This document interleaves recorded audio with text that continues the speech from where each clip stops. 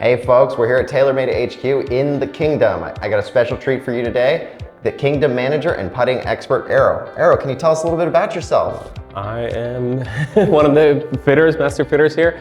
Been fitting for TaylorMade for a long time, over 10 years, and I'm happy to have you guys here. Well, we're happy to be here, Arrow. Now, first thing I want to know is, how'd you get here in the first place? It's an incredible and rare opportunity to even be here. So what's your journey? How'd you end up here?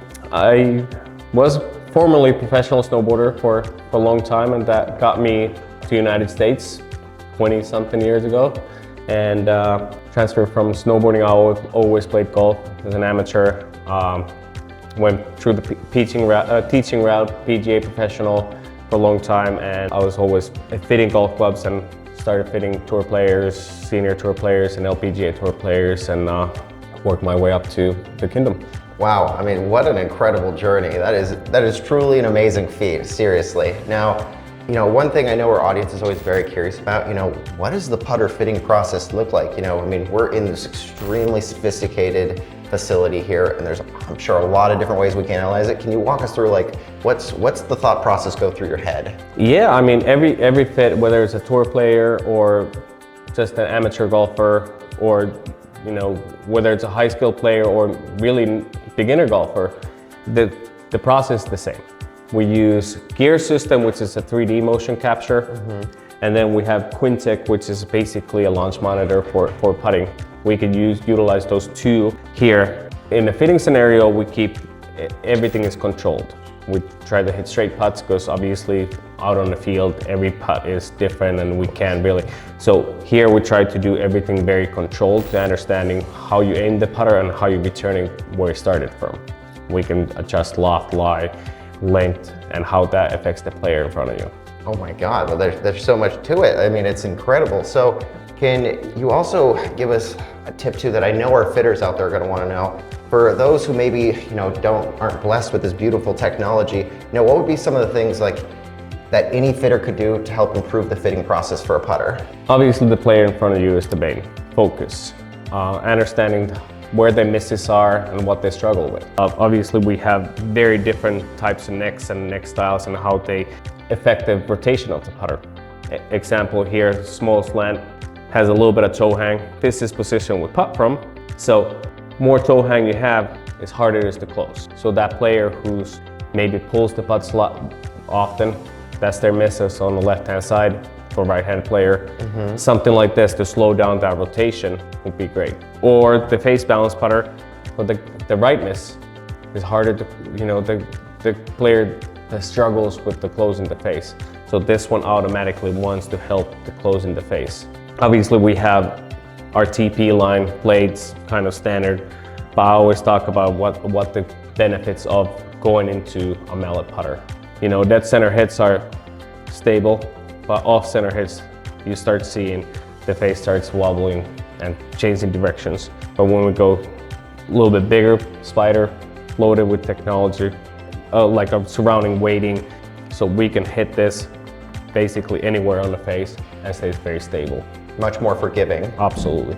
And with that in mind, you know, when would you recommend a player more of a blade style versus a mallet style? Is it truly come down to personal preference, or is it like you were saying earlier with where they kind of pull their swings and how they're feeling and the motion in their bodies?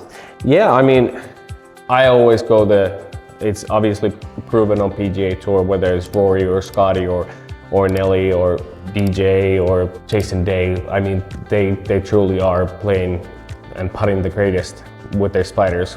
They need the forgiveness also, and they do that for a living. Yeah. But also, the player in front of you needs to be comfortable looking down what they want to do.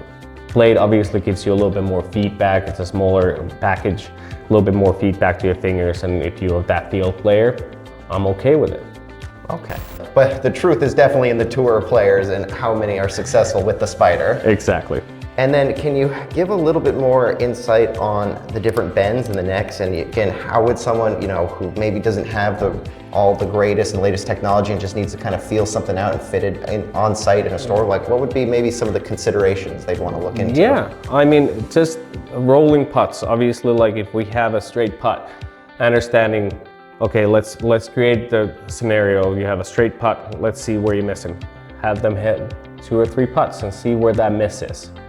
So if it's on the right hand miss, most likely the plate is open. So they need something that is more face balanced. Okay. Help them rotate a little bit faster. If the miss is on the left hand side for a right-handed player, let's slow down that rotation with something like this, where there's a little bit more toe hang and harder to close. So example, I'm going to give you, so try to get this back to square with 2 fingers. See how much effort you have to put in. Oh yeah, it's quite a bit. So on a stroke, it wants to open and it's really hard to close. Something like this is going to be a lot easier because it wants to rotate and close. It's default in that Exactly. closed face. Yeah. So those are things that look at if you don't have the technology or gear system, but also we all have this in our back pockets. Yes. Right? And it's a very simple tool to use. You can use it as a launch monitor, or you can simply just show the player in front of me, see if the face is open at impact, and that's why you're missing it to the right. Do you have a specific app you personally recommend for using your cell phone as kind of a launch monitor for putting specifically, or just kind of Slow motion. slow motion? Make sure to write that down, guys, okay? Slow motion. Nice. It's right in the camera app. I'm not a tech savvy guy in the phone world, but very simple. It's that easy. Yep. Great. And then, you know, this is getting a little bit more kind of in the nuanced parts of it, but I know our customers are always asking about this. How do you fit someone by the length of their putter? You know, what considerations? I mean, because not only is there certainly is like what looks, you know, depending on someone who's taller versus shorter, but then there's also that personal preference factor. Like, how do you fit someone based off of that? Obviously, you can kind of tell where the player is. I'll show you something. Okay. So here at the Kingdom, we have a special tool that we can change grips and lengths and lock. But understanding if your posture doesn't change, so if this putter, my ball position is right here and nothing changes, I can see my eyes are inside that ball. So my vision is gonna be on the right-hand side. So I'm most likely gonna aim to the right, like this. So if I just shorten the putter, now my eyes are directly over the ball. So that will be a very good length for me. So if the putter is too short, I'm over the ball and now I see the world on the left-hand side. Oh, wow. So that's how I look at it as a posture. Also, shorter, longer, lie angle changes. So someone who's right here, Yeah. we're probably gonna go a little bit shorter so they can stand a little bit closer to the ball. And Gets have more nice and level. Exactly. That makes sense. Well, that's really cool. And then I'm wondering if this is more personal preference or if there is a lot more science behind it as well. You know, you have all different shapes and sizes of actual grips. You know, is that truly just a personal preference thing, or is there a lot of science behind that as well? We can measure a lot of things here, and in my measurements, I have not really seen any rotational differences from a small grip to a bigger grip. So in my measurements, no. It's personal preference to start with, but there's definitely someone who wants to be a little bit more stable. Probably bigger grip is good. Someone who wants a little bit more feedback to their finger, smaller grip is probably more preferred that way. Okay. Different nowadays we see left hand low, claw grips, whatever kind of fits you the most perfect way, and that's very personal. So there's no one size fits all, there's no right answer. It really, this is much more that get into that personal preference play style. Exactly.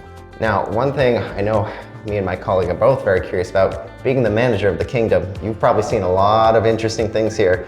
Do you have any cool stories? You know, what was one of your favorite moments of the Kingdom? I mean, there's so many, but every tour player, they all so nice. They good. They just very into golf. Even that's their daily job.